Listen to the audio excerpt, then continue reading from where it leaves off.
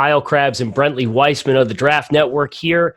And Brent, we're here to talk about the Green Bay Packers, specifically the Green Bay Packers and their decision last April to draft Jordan Love in the first round and A.J. Dillon in the second round, choosing to forego all these great wide receivers in this past year's NFL draft class, was a hot-button topic at the time.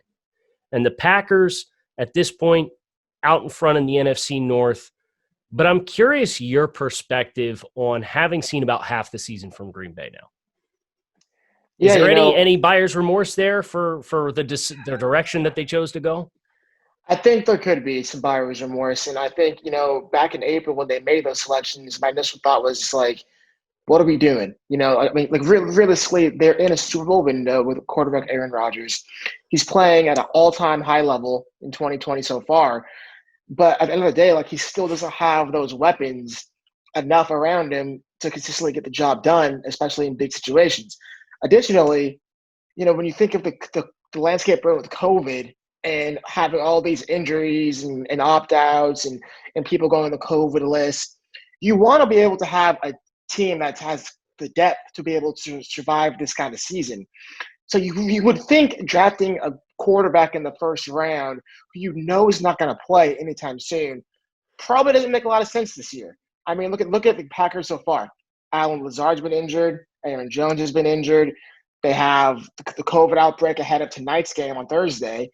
And, I mean, even on their defense, the defense is depleted with injuries. They got freaking destroyed by Dalvin Cook and the Vikings last week.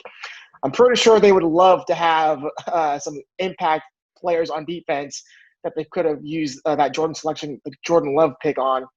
Or, I don't know, T. Higgins. Have you seen how he's looking with the Cincinnati Bengals? I think they'd much rather have T. Higgins than Jordan Love as we speak. I mean, I think, hindsight's 2020, but I'm not sure they're going to be really thrilled with that pick, especially if they, continue down this trend of if they don't turn things around, man. You see Tampa Bay, you see Seattle. I don't know if Green Bay can really keep up with those teams. And they already lost Tampa Bay. And I don't know, man. This is interesting because I chose to defend the Jordan Love pick at the time. And I said Green Bay, in the position that this roster's in, and Brian Gutekunst and how they've built teams, having learned from Ted Thompson from a roster construction standpoint, you're expecting to compete each and every year. And to get a toolsy quarterback with the amount of physical talent that Jordan Love has is a pretty rare opportunity relative to if you're picking in the 20s and the quarterback prospects that are always going to be on the board for you in the 20s. But we're talking about the same decision from a short-term view and a long-term view. And I think one interesting layer here is the age of your general manager and the age of your head coach. Mm-hmm. And everybody's young here in management positions with this franchise. And I'll be curious your perspective. Do you think hey, if we play our cards right, we're going to be here for a real long time. So we're not so much as Aaron Rodgers has an urgency to win now, but maybe we don't have as much of it has to be 2020 urgency. Sure. And, I think that's a very valid point, but I could also say one way that Coach LaFleur or the GM Brian Gutekunst can, ensure that they're in Green Bay for a very long time is winning a Super Bowl. And I think, this year is a great opportunity for them to do that. And, if they would have kind of understood, hey, yes, we have opportunity to draft Jordan Love, and that could potentially set us up for the next 10 years. Or B, we still have Aaron Rodgers in his peak. He is still playing at an all-time level. Let's try to draft a player, offense or defense, honestly, offense or defense, who could actually see the field and help us win now. Because, look, there are ways to be able to get a quarterback, in next year's draft or even the year after that. You could always trade up. You can trade for a quarterback. Heck, there's all kinds of young quarterbacks that could be available for trading this offseason.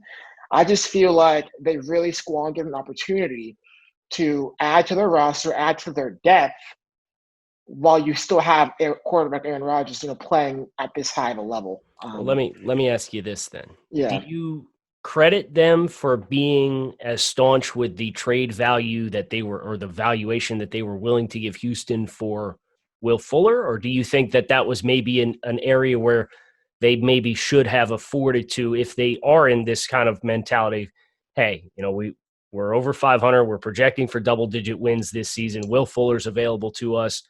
Even if we do have to overpay a little bit, let's go get him and see if that does put us over the top for our wide receivers.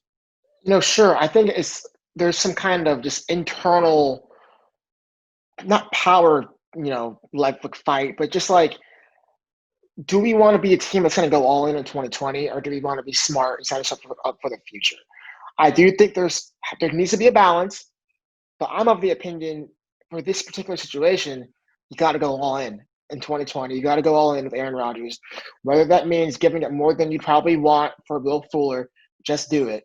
Honestly, you'll be able to get picks back eventually.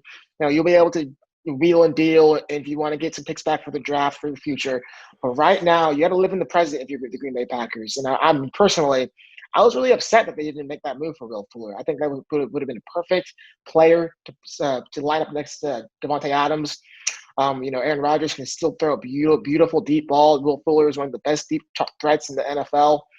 I wish that trade would have been through. And I get it. You don't want to overpay for players, but you're over 500. You're in the lead in the NFC North.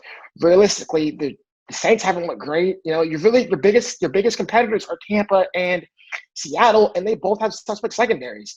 Adding Will Fuller with Devontae Adams would have gone a long way in beating those teams. So I don't know, man. I think they made a couple mistakes there. So we're certainly not leaving the Packers for dead. It's all out in front of them, as you said, but it's a question of whether, with the personnel that they have, whether they'll be able to claim that or not.